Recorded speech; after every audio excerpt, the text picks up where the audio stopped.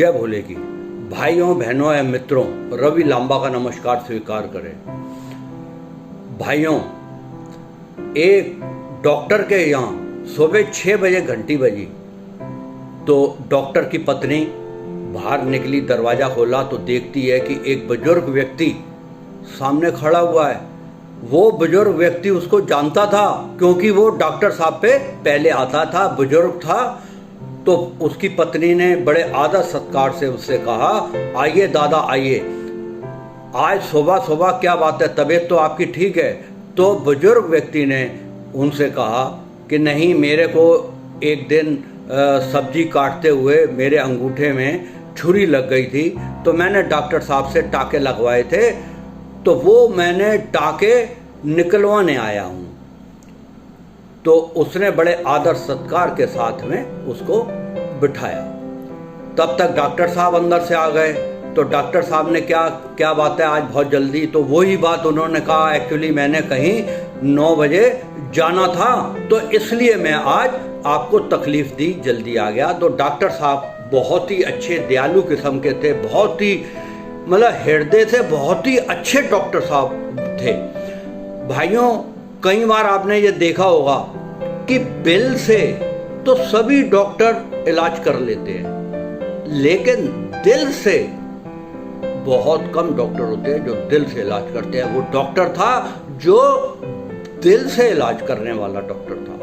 तो खैर उन्होंने उसको बिठाया, बुजुर्ग व्यक्ति को, और उसके टाँके काट दिए। टाँके काटने के बाद में उन्होंने कहा, अब आपके ये टाँके ठीक हैं, अब आप जौन सा इसके ऊपर एक आध पट्टी और लगवा देना जिससे कि वो ठीक हो जाएगा, जिससे कोई चोट ना लग जाए, तो इसलिए आप है।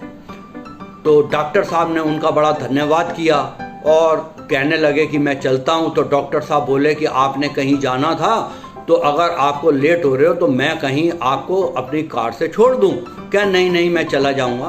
तो इतनी देर में ही उसकी पत्नी आ गई और पत्नी ने कहा कि बुजुर्ग व्यक्ति से कि दादा नाश्ता तैयार होने वाला है, आप नाश्ता करके जाना। तो बुजुर्ग व्यक्ति ने कहा, नहीं बेटा, मैं नाश्ता तो कर लेता, लेकिन उसको कौन करवाएगा? उन्होंने कहा, कौन? डॉक्टर ने कहा, किसके लिए आप बात कर रहे हैं?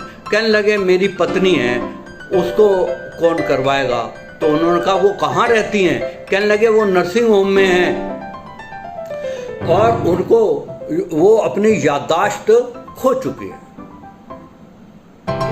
डॉक्टर बड़ा हुआ, कहने लगे, नहीं, मैं तो ये समझे वो तो मेरा पीछा ही नहीं छोड़ती थी, हम साथ में ही रहते थे, लेकिन अब जौन सा है कि ऐसी स्थिति आ गई है, क्योंकि अभी मैं घर जाऊंगा, नाश्ता बनाऊंगा, नाश्ता बना के नर्सिंग होम ले जाऊंगा, और वो तो मेरे को पहचानती भी नहीं है कि मैं कौन हूँ।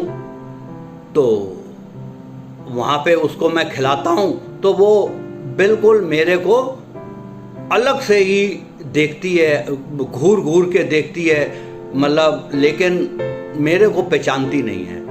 यानी कि आप ये सोचो कि मैं उसके लिए एक अनजाना हूँ, लेकिन मैं उसको बड़े प्यार से पहले उसको खिलाता हूँ। तो डॉक्टर की पत्नी ने कहा कि दादा कि आप जौन सा है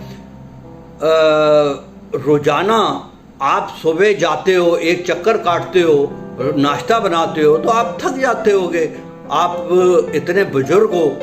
तो वो बोले कि नहीं, ऐसा नहीं है, बुजुर्ग तो मैं हूँ, लेकिन क्या है कि मेरे पत्नी तो पिछले 3 साल से बीमार है, याददाश्त खो चुकी है।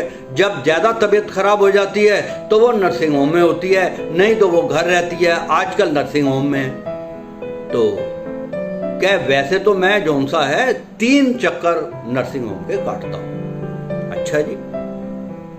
तो पत्नी ने, उसकी डॉक्टर की पत्नी ने कहा कि ये तो बहुत बड़ी बात है कि आप 3 चक्कर काटते हैं। तो उन्होंने कहा कि मेरी पत्नी ने मेरी बहुत सेवा की है और आज मैं उसके बिना रह नहीं सकता हूँ, मैं उससे बड़ा प्रेम करता हूँ। आज मैं जो जी रहा हूँ मैं उसी के सहारे जी रहा हूँ, मैं उसकी तरफ देखता हूँ तो मैं बड़ा ऐसा लगता है कि मैं किस तरीके से इसको मैं ठीक कर पाऊंगा, लेकिन समझ में नहीं आता। वो उसको नज़रों से देखता हूँ, बड़े ही प्रेम भरी नज़रों से देखता हूँ उसको, तो मेरे में कुछ शक्ति आ जाती है कि हे भगवान, मेरे में इतनी शक्ति दे दे कि मैं इसकी सेवा कर सकूं और इसको ठीक कर सकूं। अब तो जौन सा है, मेरा एक ही उद्देश्य है, एक ही भाव है ज़िंदगी का कि मैं अपनी पत्नी को किसी भी तरीके से उसकी सेवा करके और उसकी याददाश्त वापस आ जाए। बस भगवान से यही मैं प्रार्थना करता हूँ। लेकिन मेरी शक्ति भी वही देती है, क्योंकि मैं जब उठता हूँ तो मेरे दिल में एक ही बात होती है कि अब मुझे नर्सिंग होम में उससे मिलने जाना है। मैं वहाँ जाता हूँ, जिस समय मैं उसके साथ बैठता हूँ, उसके साथ जब नाश्ता करता हूँ तो उसका आनंद ही अलग आता है, बहुत अच्छा लगता है।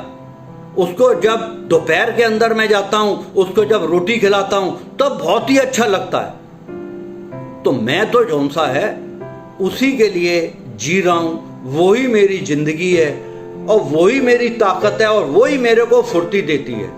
उसी वजह से मैं आज की डेट में जिंदा हूँ, नहीं तो अब तक तो मैं कब का बिस्तर पकड़ लेता। फुर्ती ही उसी वजह से आती है। ये सारी बातें सुनते रहे तो डॉक्टर ने उनसे कहा, बुजुर्ग व्यक्ति से, कि दादा वो आपको पहचानती नहीं है, वो आपको देख के हंसती नहीं है, वो आपको देख के मुस्कुराती नहीं है, और फिर भी जौन सा है आप जौन सा है उसकी इतनी सेवा करते हो, आप जाते हो, वो करते हो। तो भाइयों, जो उस बुजुर्ग व्यक्ति ने उन जवाब दिया वो बहुत ही हृदय स्पर्श मार्मिक वो शब्द बोले, शायद दुनिया के अंदर जो भी सुनेगा उसका दिल जौन सा है चीर चीर हो जाएगा कि इतना प्यार। उसने डॉक्टर से कहा कि बेटा, वो मेरे को नहीं जानती कि मैं कौन हूं, लेकिन मैं तो जानता हूं कि वो कौन है। ये कह के उसकी आंखों से पानी की बरसात हो गई। भाइयों, प्रेम निस्वार्थ होता है और ये हर दिल के अंदर होता है प्रेम, लेकिन एक पक्षीय प्रेम वो जौन सा है बड़ा ही दुर्लभ होता है। कबीर दास जी ने भी इसके ऊपर कहा है कि प्रेम कहीं मिलता नहीं है, बिकता नहीं है, ये हमारे दिलों में पैदा होता है। तो हम लोग देखते हैं आज के युग में कि प्रेम नाम की तो कोई चीज नहीं है। अपने तो वो नहीं होते जो हमें तस्वीर में दिखते हैं। एक कहावत है कि अपने वो नहीं होते जो तस्वीर में होते हैं, अपने वो होते हैं जो तकलीफ में साथ होते हैं। ये वाले जो शब्द हैं कि वो मुझे नहीं जानती कि मैं कौन हूं और मुझे तो मालूम है कि वो कौन है। भाइयों, पति पत्नी का जो रिश्ता है, इतना प्रेम जो बुजुर्ग की मैंने आपको ये बताई है, इतना प्रेम कल्पना कर सकता है व्यक्ति? बहुत ही प्रेम, हृदय स्पर्श, हृदय को छू देने वाला, दिलों और दिमाग को हिला देने वाला प्रेम, इसको कहते हैं प्रेम। ये जो है बात, बुजुर्ग की बात, हृदय को छू जाती है।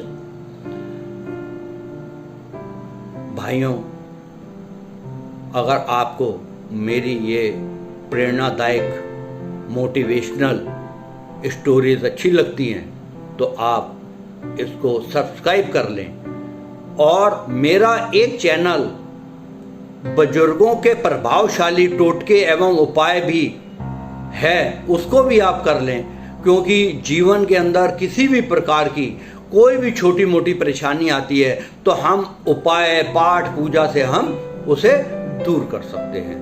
तो वो वाला चैनल भी आप मेरे जौन सा है सब्सक्राइब कर लें, और अच्छा लगे तो आप शेयर भी लोगों से करें। जय भोले की।